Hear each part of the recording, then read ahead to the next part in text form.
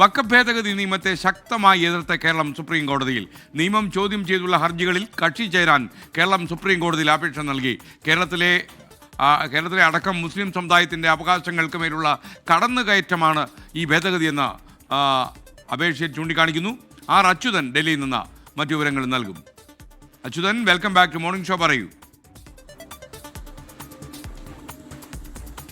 Good morning S K. ഇന്ന് ഈ വഖഫ് ഭേദഗതി നിയമവുമായി ബന്ധപ്പെട്ടിട്ടുള്ള ഹർജികൾ ഇന്ന് സുപ്രീം കോടതി പരിഗണിക്കാനിരിക്കുകയാണ്.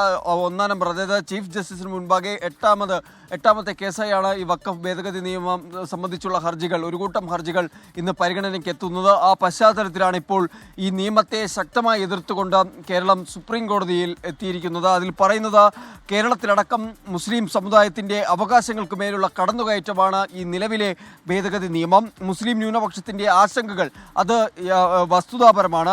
നിയമത്തിലെ പല വ്യവസ്ഥകളും അന്യായമാണ് എന്നതും കേരളം ഈ അപേക്ഷയിലൂടെ ചൂണ്ടിക്കാട്ടുന്നുണ്ട്. വ്യവസ്ഥകളുടെ ഭരണഘടനാപരമായ സാധുത തന്നെ സംശയകരം എന്ന തരത്തിലാണ് കേരളം ഇപ്പോൾ ഈ അപേക്ഷ നൽകിയിരിക്കുന്നത്. നേരത്തെ തന്നെ ഇതുമായി ബന്ധപ്പെട്ട ഈ ഹർജികൾ മുൻ ചീഫ് ജസ്റ്റിസ് സഞ്ജീവ് ഖന്ന പരിഗണിച്ച ഘട്ടത്തിൽ പോലും അന്ന് ഈ ഹർജിക്കാർ വാദിച്ചത് ഈ നിയമത്തിലെ പല വ്യവസ്ഥകൾ അത് മുസ്ലിം സമുദായത്തെ ലക്ഷ്യമിട്ടുകൊണ്ട്